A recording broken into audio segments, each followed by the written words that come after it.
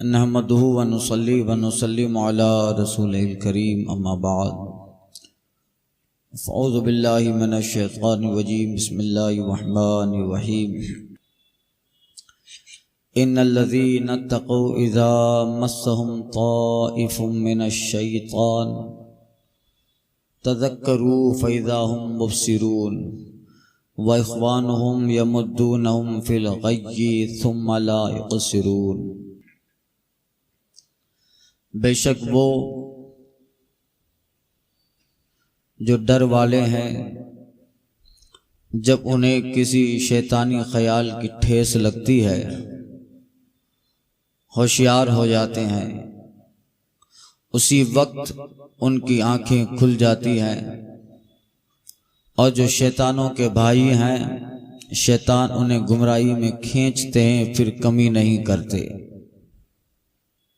गुज़िश्ता आयत पाक में शैतान के मामूली असर और उसके इलाज का जिक्र हुआ कि अगर शैतान तुझ पे असर डाले फस्तइज़ बिल्लाह, तो अल्लाह की पनाह तलब कर।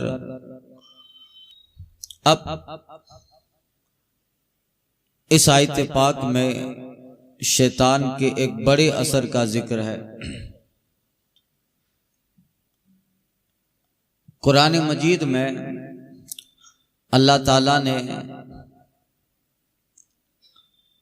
हर चीज की दवा बताई है। जहां मर्ज का जिक्र किया है वहां इलाज भी बताया है, जहां दर्द का जिक्र है वहां दरमा भी है। अब वो मर्ज रूहानी हो तो उसका इलाज रूहानी बताया गया है, अगर वो मर्ज जिस्मानी है तो उसका इलाज जिस्मानी बताया गया है। जहां इंसान दुनिया में मर्जों और बीमारियों के इलाज में लगे रहते हैं, दवाओं में लगते हैं, वहां एक बीमारी रूहानी भी होती है, एक बीमारी क़ल्बी होती है। जिस तरह हम लोग जिस्मानी बीमारियों के इलाज, मुआलजे और दवाओं के पीछे सूफियाए किराम जिस्मानी इलाज में कम, रूहानी इलाज की तरफ ज्यादा मुतवज्जे होते हैं। अगर पांव टूट गया है तो चलो मरहम पट्टी कर ली, हो गया, बाद में थोड़े जमाने के बाद सही हो जाएगा, रिकवर हो जाएगा। मगर दिल टूट जाता,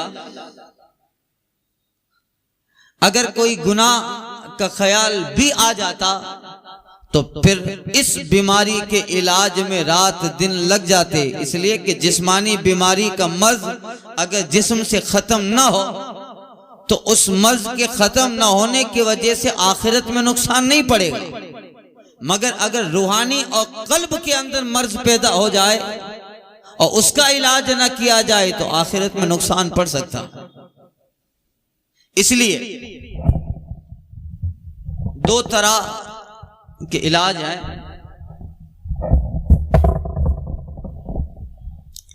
अब इस आयत करीमा में शैतान की तरफ से एक बीमारी, हर चीज अल्लाह ताला की तरफ से है, मगर कभी बुरी चीजों को शैतान की तरफ मंसूब किया जाता है, अच्छी चीजों को रहमान की तरफ। अब किसी के दिल में अगर शैतान कोई ख्याल दे दे या कोई गुनाह करवा बैठे तो उसके इलाज का जिक्र इस आयत करीमा में है। इन्नल्लज़ीना तक़ौ, बेशक जो डर वाले हैं, मुत्तकी हैं, परहेजगार हैं। इज़ा मस्सुम ताइफ़ुम मिनश शैतान, जब उन्हें किसी शैतानी ख्याल की ठेस लग जाती है, गुनाह नहीं करते हैं, इसी गुनाह का ख्याल आ जाए या कोई गुनाह कर भी बैठे तो उन मुत्तकी, उन परहेजगारों का हाल क्या होता है? अल्लाह कहता है तज़क्करू, तो वो होशियार हो जाते हैं। ये दहाना खुला है, कहीं पूरा सुराख ना हो जाए, एक थोड़ा सा हिस्सा उजागर हुआ है, कहीं फिर गुनाह का पहाड़ न बन जाए, कतरा हुआ है कि ये गुनाह सैलाब की शक्ल इख्तियार न कर ले, इसलिए इब्तिदाई को दबा दिया जाए ताकि ये बढ़ाई आगे बढ़े ही ना। वरना कोई चीज इब्तिदा में बहुत मुख्तसर होती है और फिर होता यह है कि अगर उसकी तरफ ध्यान नहीं जाता तो फिर वो बड़ी हो जाती है। गुजराती में कहावत है, टीपे टीपे सरोवर भराए, कणे कणे पहाड़ बंधाए। तो पहले होशियार हो जाना। अक्लमंद लोग कहते हैं कि कभी वो दरवाजा मत खोलो जिसको कभी बाद में बंद करना मुश्किल हो जाए। आकिलारा गोयन अक्लमंद कहते हैं कभी वो दरवाजा मत खोलो कि जिसको बाद में बंद करना मुश्किल हो जाए, और कि खुल भी जाए तो उसके बंद करने की फिक्र करो। देखिए तसव्वुफ की आयत है, बड़ा माना है इस आयत करीमा में, और सूफियाई किराम इसकी तफसीर जब करते हैं तो अपने मुरीदीन और अपने मुतवस्सिलीन को बहुत दिनों तक इसके ताल्लुक से समझाते रहते, इसलिए कि दुनिया में रूहानी बीमारियां जो आती है वो शैतान के मकरू फरेब से आती है। ये करम है रब का कि उसने रहमानी इलाज भी बता दिया। तो मुत्तकियों का हाल है, देखिए दो किस्म के लोग होते हैं, एक परहेजगार एक बदकार। मुत्तकियों का जिक्र हुआ जब उन्हें शैतानी ख्याल की ठेस लग जाए क्या करते हैं, तज़क्करू, होशियार हो जाते हैं, कहीं फिर आगे मामला गड़बड़ ना हो जाए। फ़इज़ा हुम मुब्सिरून, उसी वक्त उनकी आंख खुल जाती है, ये खतरनाक चीज है, ये आगे आगे चलकर जहर बनने वाला है, फौरन डर जाते हैं, अल्लाह की पनाह तलब करते हैं। ये मुत्तकियों का जिक्र हुआ। अब सुनो, व इख्वानुहुम, और जो शैतान के भाई हैं, एक तो वो जो शैतान की बिरादरी से होता है वो भी शैतान का भाई होता है, एक इंसानों में भी शैतान के भाई हैं, इंसानों में भी, हमारी आबादी में भी घूमने वाले शैतानों के भाई हैं। जैसे कुरान कहता है इन्नल्लज़ीना, कुरान मजीद की एक आयत करीमा है कि जो ज्यादा फजूल खर्च हैं और फजूल दौलत बहाते हैं वो शैतानों के कानू इख्वान शयातीर, वो शैतानों के भाई। इन्नल मुबद्दिरीना कानू इख्वान शयातीर, फजूल खर्च लोग शैतानों के भाई हैं। शयातीर शैतान नहीं, शैतानों के प्लूरल्स, जमा का सेगा हुआ। अब इतने सारे लोगों से बिरादरी लग गई, एक से नहीं पूरी बिरादरी से, शैतानों के।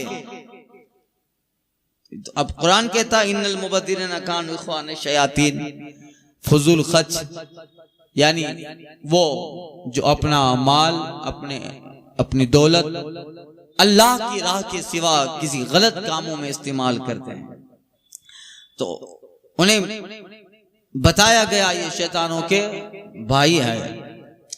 वो इख्वानुहुम यमुद्दूनहुम फिल गय, और दूसरे किस्म के लोग शैतानों के भाई हैं, शैतान उन्हें गुमराही में खींचते हैं, शयातीन उन्हें गुमराही में खींचते हैं। सुम्मा ला युक्सिरून, फिर कमी नहीं करते, खींचते रहते हैं। और ये बंदा खींचा जाता, खींचने की कोशिश तो मुत्तकी को भी करते हैं, परहेजगार को भी करते हैं, मगर वो रुक जाता है। और यहां यह है, इसे जब खींचते हैं तो ये खींचा जाता है, ये उस तरफ बढ़ता जाता है। तो अब ये बड़ा चालाक है। आला हज़रत कहते हैं जो तुमको न जाने हजरत, नफ्स को, जो तुझे न जाने हजरत, चाल चली हुए उस अजनबी से। बड़ी पते की बात कही है, रजा नफ्स दुश्मन ने दम में ना आना। रजा, अब शैतान की चालें भी अलग है, कभी नमाज के नाम पे भी बहका देता है, शराबी को शराब में बहका दिया, किसी को जुआ में बहका दिया, और जो शराब व जुआ से दूर है उसे नमाज में बहका दिया। कैसे? बहुत सारे वाकयात हैं। इबादत करते रहे 2-4-10 साल तक नमाज की पाबंदी करते रहे, शैतान ने आके ख्याल दिया अब तुम हो गए वली अल्लाह,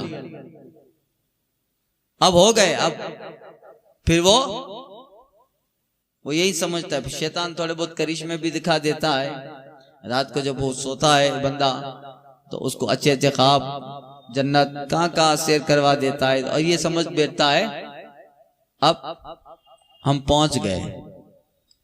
और ऐसा होता है। मैंने एक साहब से कहा था, वो बहुत बरसों के नमाजी थे, उनसे कहा नमाज में आपके पैर दुरुस्त नहीं रहते हैं, अंगूठा लगाइए, नमाज ना होगी, वाजिबुल आदा 3 उंगली।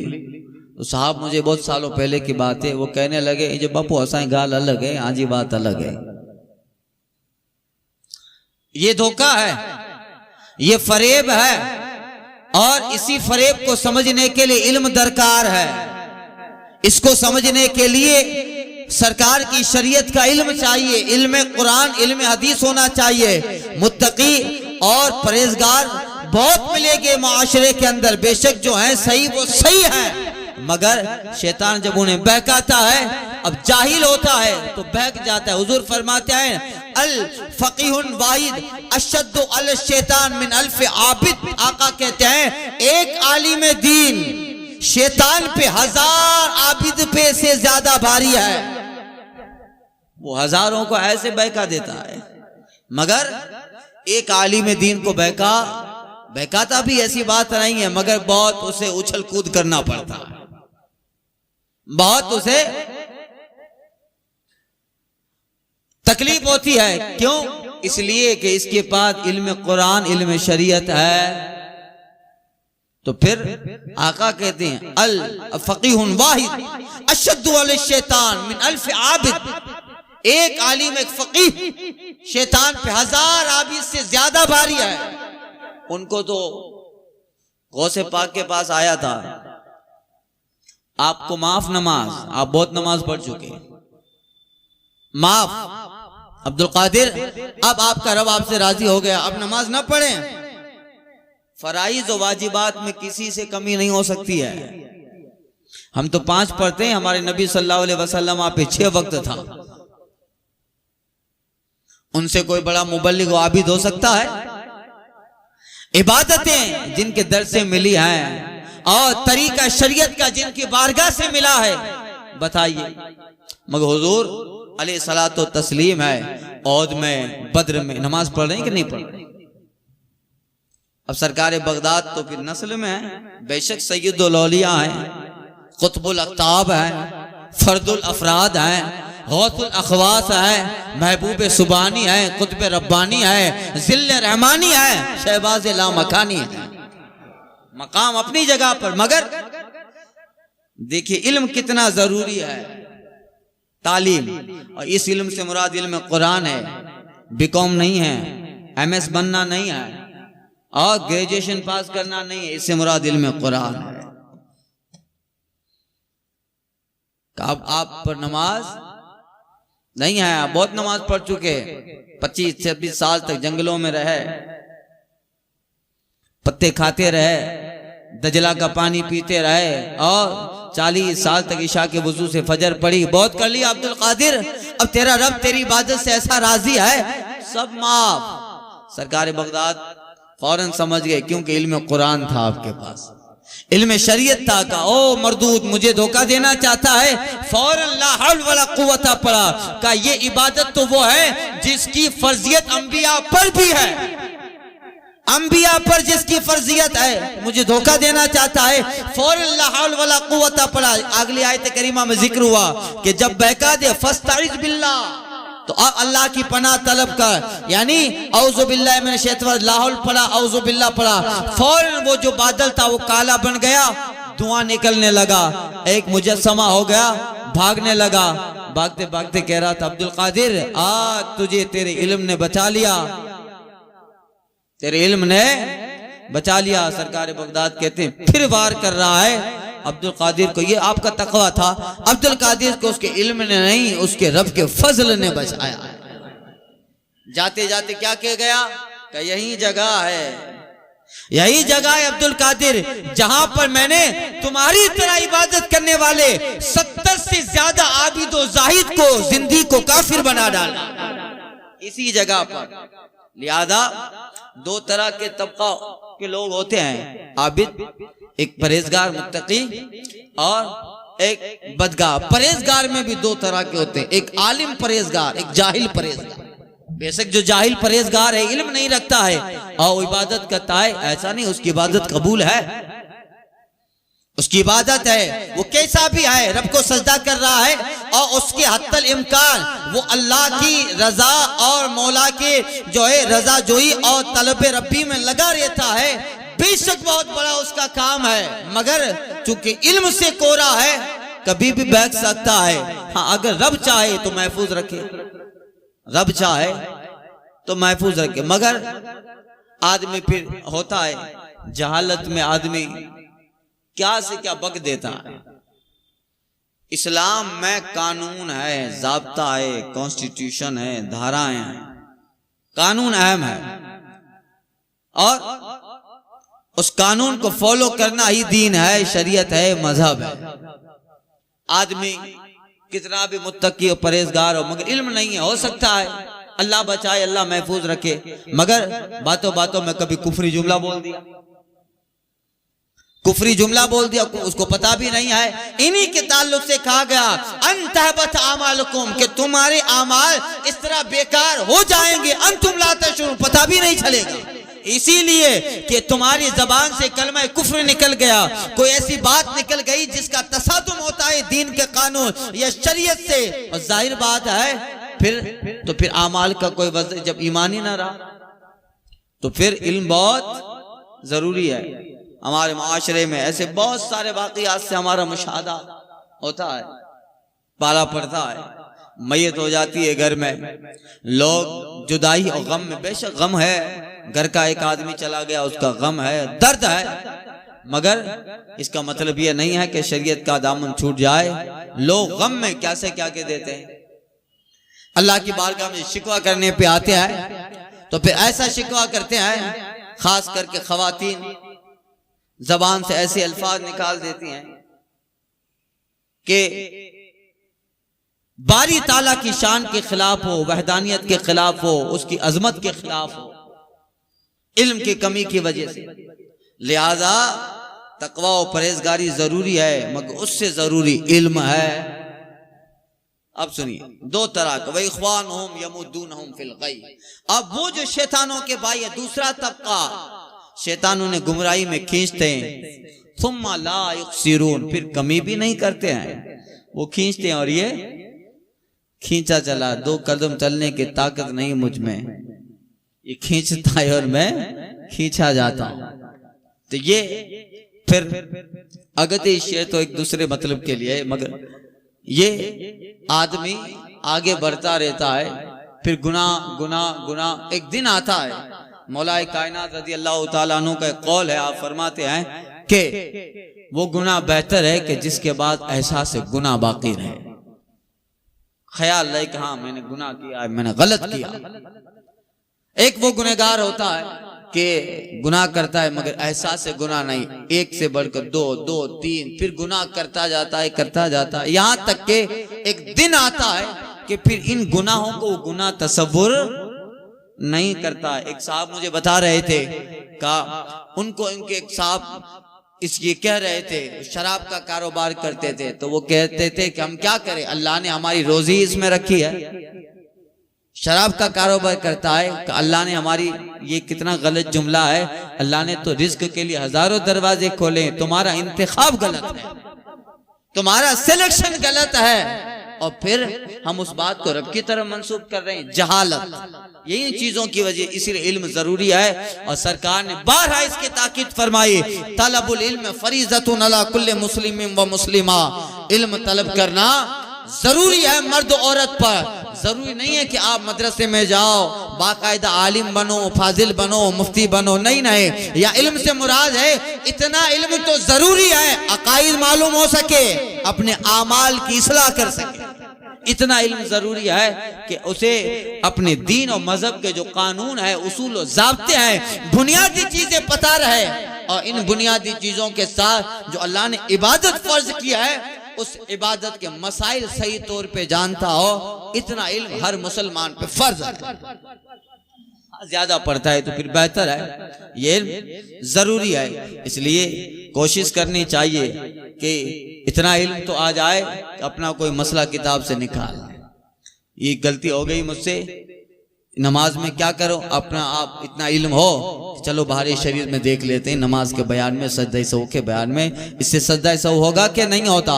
यानी इतना इल्म हो कि वो अपने मसाइल आसानी से हल कर सकता हो, यही फर्ज है, यही इल्म जरूरी है और ये अशद जरूरी है। और जितने अहकाम है उनके ताल्लुक से मालूमात जरूरी है, तो कोशिश करनी चाहिए। दुनिया भर की चीजें याद रहती है, याद अगर नहीं रहता तो दीन के चंद मसाइल और नमाज की कुछ तरतीबें, वुजू और गुस्ल और इन सारी चीजों के एक लिमिटेड मसाइल है वो याद नहीं, सारी चीजें याद रहती है। और आज स्कूल का जमाना है, सब कुछ याद रहता है, बच्चों को सब सिखा दिया है, मगर उसे सिखाएं कि इन सारी तालीम के साथ साथ दीन बहुत जरूरी है। ट्विंकल ट्विंकल लिटिल स्टार याद रहा, मछली जलती रानी है, जीवन उसका पानी है, ये सारी चीजें याद रही, मगर बुनियादी अकायद की तरफ बच्चे क्या रुझान होता ही नहीं, माँ बाप कोशिश नहीं करते। इसलिए सारी चीजों के साथ थोड़ा 10% नहीं 5% ही सही चलो, दीन का भी इल्म कम से कम इतना हो कि वो बच्चा आगे बढ़कर अपने अकीदे की हिफाजत कर सके, अपने आमाल की इस्लाह कर सके। वरना हाल ये होता है कि फिर कुछ पता ही नहीं चलता है, कुफरी जुमले जबान से निकल गए और इसका एहसास भी नहीं होता है। जाहिर बात है, जब उसकी सेंसिटिविटीज को नहीं पढ़ा है, उसकी गंभीरता को नहीं पढ़ा है, तो फिर वो जब जुमला जबान से निकल जाएगा तो उसको इतना कोई सीरियस नहीं लेगा, इसलिए कि उसके अंदर जो गंभीरता है, उसके अंदर जो सेंसिटिविटी है, वो उसको पता नहीं है, इसलिए कुछ ना कुछ बोल देता है, वो पता भी नहीं चलता है, इल्म की कमी की वजह से। लिहाजा इल्म बहुत जरूरी है। इकबाल कहते हैं, इल्म सरमाया इफ्तिखार है, इल्म सरमाया इफ्तिखार है, इल्म ही नूर का मीनार है। बगैर इल्म बंदा नहीं जान सकता कि खुदा क्या है, जरूरी है तालीम। अब देखिए, तो उन लोगों का जिक्र हुआ जो शैतान के दाव और फरेब में आ जाते हैं। अब इसमें एक किस्म के लोग जो मुत्तकी हैं, परहेजगार हैं, उनका हाल जब दिलों में शैतानी ख्याल आ जाए, शैतान वसवसा डाल दे, तो उनका दिल फौरन बेदार हो जाता है, उनकी आंखें खुल जाती है, वो गुनाह और सबब गुनाह में गौर करते हैं। गुनाह, और इमाम गजाली ने भी लिखा है, इंसान गुनाह में भी गौर करे और सबब गुनाह में भी, आखिर किस सबब से ये गुनाह हुआ, रीजन क्या बना, क्या सोर्सेस बन गए जिसकी वजह से ये गुनाह हुआ। तो जो मुत्तकी और परहेजगार होता है, वो गुनाह और सबब गुनाह दोनों में गौर व फिक्र करता है। नतीजा क्या निकलता है, वो सबब ही छोड़ देता है जिसकी वजह से गुनाह हुआ, वो सबब ही छोड़ देता है जिसकी वजह से गुनाह हुआ है। तो फिर वो क्या कहते हैं, होशियार हो जाते हैं, तौबा करते हैं अल्लाह की बारगाह में, फिर उनकी नदामत और उनका रोना और गुनाहों के कफारे की फिक्र में लग जाते हैं, उनका कफारा अदा करना, गुनाह के सबब से आंखों में आंसू बह जाना, मौला मैंने अपनी जान पे जुल्म कर लिया, मौला तू गफ्फार है, तू रहीम है, तू करीम है, तू नहीं कहा इस्तगफिरू रब्बकुम इन्नहु काना गफ्फारा, ऐ बंदो अपने रब की बारगाह में बख्शिश तलब करो, वो गफ्फार है, बख्शने वाला है। वो बंदा रोता है, रोता है, रोता है, यहाँ तक के वो गुनाहों के हो जाने की सबब, जब वो रोता है, उसका रोना रहमत का सबब बन जाता है, उसका रोना रहमत का सबब बन जाता है। एक आबिद 70 साल तक इबादत किया, 70 साल तक, कितने 70 साल तक। एक दिन शैतान ने बहका दिया और वो किसी औरत से जना कर बैठा। फौरन जब उस काम से फारिग होता है, रोंगटे खड़े हो गए, अल्लाह की याद आ गई, मौला मैंने तो आखिरत बर्बाद कर ली अपनी, 70 साल तक तेरी रजा तलब करने में लगा रहा, दिन रात इबादत करता रहा, 70 सालों की मेरी इबादत और उसका जो लुत्फ था, मौला चंद लम्हों के अंदर खत्म हो गया। गुनाह बहुत मुख्तसर होता है, थोड़ी देर का होता है, मगर उसका वबाल बहुत देर पा होता है। फारूक आजम कहते हैं आप ही का कौल है कि थोड़ी देर की लज्जत हमेशा के गम का सबब बन जाया करती है। नदामत हुई हश्र में जिसके बदले वो जवानी की दो चार नादानियां थी। तो अब वो जाग गया। अब उन्हीं का जिक्र है कि जब गुनाह और इस तरह कर लें होशियार हो जाते, तज़क्कुर होशियार हो जाते, वो मुबसिर आंखें खुल जाती, क्यों गुनाह हुआ। आबिद फौरन उस काम से हटा और रोने लगा, फौरन वुजू किया, सजदे में गिर पड़ा। अब दीवाना हो गया, मौला 70 साल की मेहनतें बेकार कर दी। अल्लाह अल्लाह, खुदा की बारगाह वो बारगाह है, जरा रोके तो देखो, उस बारगाह के करीब आकर तो देखो। और उसने करम का जो दरवाजा ऐसा खोला है, बंदा तेरे गुनाह कितने भी हो जाए मगर मेरी रहमत से ज्यादा नहीं है, बस तेरी आने की कमी है। हम तो माइल ब करम है, कोई साइल ही नहीं, रह दिखलाए किसे रह रबे मंजिल ही नहीं। तरबियत तो आम है, झोरे काबिल ही नहीं, जिस खाक से तामीर आदम की है वो गिले नहीं। अब बंदा रब की तरफ बढ़ता है, बढ़ो। और कभी देखिए इमाम मोहम्मद गजाली ने लिखा है एक जगह, बहुत अच्छी बात लिखी है और मुझे बात बहुत पसंद है। आप कहते हैं कि जब दुनिया के सारे दरवाजे बंद हो जाएं, रात को वुजू करके मस्जिद में आ जाओ या घर पे ही वुजू करके मुसल्ला बिछाओ और उस माबूद हकीकी की बारगाह में सजदा करो जिसका दरवाजा कभी बंद नहीं होता, जिसका दर कभी बंद नहीं होता। अरे वो तो अपने दुश्मनों के लिए दरवाजा बंद नहीं करता, तू तो फिर भी दोस्त है। करीमे के खजाना गैब गबरों तरसारा वजीफा खुरदारी, दोस्तारा कुजा कुनी महरूम चूंबा दुश्मना नजरदारी। वो तो अपने दीन के दुश्मनों के लिए भी रिस्क के दरवाजे कुशा, तो तू तो मोमिन है। इमाम मोहम्मद गजाली लिखता है जब दुनिया के सारे दरवाजे बंद हो जाए, उम्मीदों का चिराग कहीं भी जो है जलता दिखाई न दे, अंधेरी रात में जब दुनिया महव ख्वाब हो, वुजू कर, मुसल्ला बिछा, रब को सजदा कर और के मौला मैं दुनिया के बादशाह, दुनिया के हाकिम, दुनिया के सरमायादारों से तो मायूस हो सकता हूं मगर मौला तेरी जात से मायूस नहीं हो सकता। मौला दरवाजा खोल और मेरे लिए आसानियों के रास्ते पैदा कर। इमाम मोहम्मद गजाली लिखते हैं दिल से अगर ये दुआ की है, सुबह जब सूरज तुलू होगा और सुबह का सफेद ऐसे जब नमूदार होगा, वो देखेगा अल्लाह ताला ने उसके लिए कितने रास्ते खोल के रखे हैं। बहारों के काफिले पता पूछते आएंगे और खुशियां उसके घर पे डेरा डाल देगी और जो है आशाई से उसके घर का तवाफ करने लगेगी। अल्लाह दरवाजे खोल देगा। यकीन होना चाहिए। किसी साहब ने कहा था यूसुफ अलैहिस्सलाम को मालूम था कि दरवाजा बंद है। जब जनाब जुलेखा ने रावदत लुभाया और हजरत यूसुफ अलैहिस्सलाम कितने अंदर दरवाजों के थे, हजरत जुलेखा ने हाथ बढ़ाया। वाकया मैं पूरा सूरह यूसुफ में पूरी तफसील से बयान कर चुका हूं। तो हजरत यूसुफ अलैहिस्सलाम डर गए और अल्लाह की पनाह तलब करने लगे कि ये खातून हाथ बढ़ा रही है। फौरन खौफ आया, आप वापस पलटे। मालूम था जितने दरवाजे 2-4-7 जितने दरवाजे थे सारे दरवाजों पे तालाए कुफ्ल है और यूसुफ अलैहिस्सलाम को इसका इल्म भी था, मगर फिर भी इस वजह से आप उस दरवाजे की तरफ पलटे। क्या हुआ? अल्लाह की जात पे यकीन था। दरवाजे पे पहुंचते ही दरवाजा खुलता जा रहा है, खुलता जा रहा है। तो किसी साहब ने कहा था यूसुफ अलैहिस्सलाम का रब वही है और तेरा रब भी वही है। तेरा रब भी वही है जो रब यूसुफ अलैहिस्सलाम के लिए दरवाजा खोल सकता है, वही तेरा रब है, तेरे लिए भी खोलेगा। बस यकीन पैदा कर ले, तयक्कुन पैदा कर ले, फिर देख दुनिया के शाहों के दरवाजे बंद हो सकते हैं, मालिक हकीकी का दरवाजा बंद नहीं होता है। कुशादा दस्ते करम जब वो बेनियाज करे।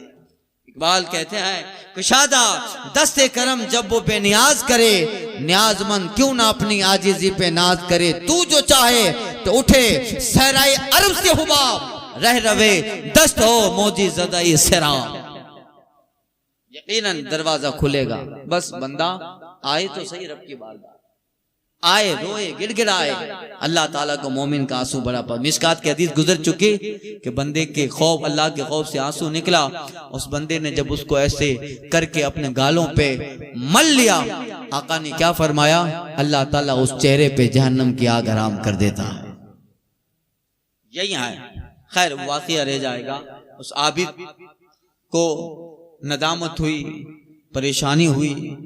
फौरन जो है उस गुनाह की वजह से अकल और उसके अंदर एक ऐसी रिक्कत तारी हुई कि मजनून जैसा हो गया, दीवाने जैसा हो गया। फौरन आबादियों में निकल पड़ा, मौला मेरी माफी, मौला मेरी माफी। होता होता आबादियों में घूमता रहा। मौला क्या होगा। अब भूख ने सताया, परेशान किया। एक गिरजा था जहां बाहर कुछ फकरा बैठते थे, कुछ साइल बैठते थे, और वहां का एक सरमायादार था जो रोजाना खाने के वक्त में रोटियां लाता और गिनती के वो साइल थे, फकीर थे, उन्हें रोटियां तकसीम करता रोजाना। अब वो देखता है आबिद के यहाँ कोई साहब फकीरों को रोटियां दे रहे हैं, चलो मैं भी बैठ जाऊं, भूख लगी है। वो भी कंबल ओढ़ कर उन फकीरों के लाइन में बैठ गया। मगर जो रोटी तकसीम करने वाला था वो गिनती की लाता था कि 16 फकीर है तो 16 ही रोटियां देनी है। अब बैठ गया, बीच में कहीं बैठा, देता गया। आखिर वाला एक फकीर था, वो बच गया, इसलिए कि रोटियां 16 ही थी। आज एक आदमी बढ़ गया है। वो साहब जो रह गए उसके पास में ही वही बैठे थे, आबिद साहब भी उसके पास में थे। आबिद साहब ने ले ली, उनके पास पहुंचे तो खत्म हो गई। वो सरमायादार सखी जो था वो कहता है हमेशा रोटियां मुकम्मल हो जाती है, जितने फकीर है उतनी रोटियां, आज एक कम कैसे हुई। अब उस आबिद के दिल में ख्याल आया, मौला इतना बड़ा तो गुनाह कर चुका हूं, अब किसी के रिस्क पर मैं सब खून मारूं और आज की किसी की गजा, किसी की खुराक में छीन लूं। वो फौरन जो है छुपके से उसे रोटी दे देता है और सेठ सरमायादार को पता न चले, इस तरह निकल जाता है। अल्लाह रिवायत में लिखे हैं, उलमा ने लिखा है, उस आबिद साहब का इंतकाल हुआ और जब नामे आमाल तुले गए, उसकी 70 साल की इबादत पर एक गुनाह भारी था। जो जना कर चुका था, 70 साल की इबादतें डैमेज हो गई, कमजोर हो गई, और उन सब पर उसका एक गुनाह जो वो कर चुका इतना भारी था कि माफी तो न मिले। मगर अचानक कहीं से एक रोटी फरिश्ता आके उसके नामे आमाल में रख देता है। एक रोटी ने सारे पल्लों को भारी कर दिया। एक रोटी ने उस पल्ले को भारी कर दिया। क्या ये है क्या कि गुनाह मेरा एक इतना खतरनाक था, 70 साल की इबादतें जाये हो गई, ये रोटी कैसी है। आवाज आती है उस फकीरों की लाइन में बैठकर, जो तूने उस रोटी साहिब जिसका हक था उसको दे दी, अपनी भूख कुर्बान कर दी, बस वही एक रोटी है जो आज तुझे जन्नत ले जा रही है। बताइए रब कितना करीम, रब कितना मेहरबान है। एक रोटी के बदले वो गुनाह जो 70 साल की इबादत पे भारी हो गया, एक रोटी के बदले किसी मखलूक अल्लाह के बंदे के साथ रहमी किया था, बख्शा गया। दिल बदस्त आर कि हज अकबर अस्त, उलमा कहते हैं किसी का दिल राजी कर ले, यही हज अकबर है, यही सबसे बड़ा हज है। तो फिर ये मुत्तकी परहेजगार है, इन्हीं का जिक्र है। मस्सहुम ताइफुम मिनश शैतान, जब उन्हें शैतानी ख्याल आ जाता है, तज़क्करू होशियार हो जाते हैं, फ़इज़ा हुम मुबसिरून, और उनकी आंखें खुल जाती है। व इख्वानुहुम यमुद्दूनहुम फिल गय, और जो शैतानों के भाई हैं वो शैतान उन्हें गुमराही में खींचते रहते हैं। सुम्मा ला युक्सिरून, फिर कमी नहीं करते। अल्लाह ताला पहले तबके वाले में रखे और अल्लाह ताला ईमान पे खात्मा फरमाए।